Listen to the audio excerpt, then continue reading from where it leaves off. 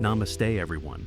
I'm your cPanel guide from the YouStable team. Storage almost full. Please delete some files. The other day my friend Rajesh came to me looking all confused and said, "Brother, I don't know why this message keeps showing up again and again. What do I do?" I just laughed and said, "Simple. Clean up the junk, delete what you don't need." And honestly, your website's database works the same way. If you don't clean it up regularly, your website can start to slow down, just like a phone with full storage. In this video, I'm going to show you how to delete those unnecessary database tables using phpMyAdmin in cPanel step by step, safely and easily.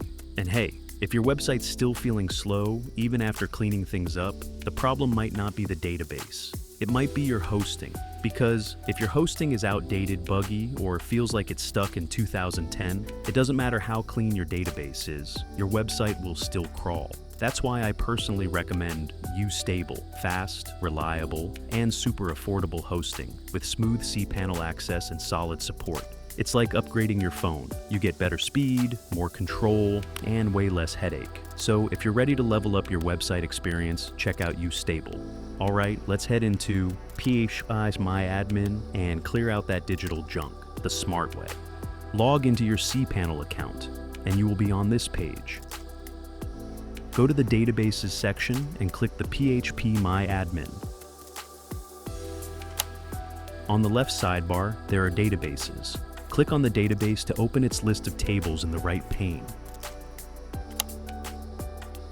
Now, click on the name of the table you want to delete. On the top bar of this window, there are different options available to perform different operations. Go and click the Operations button.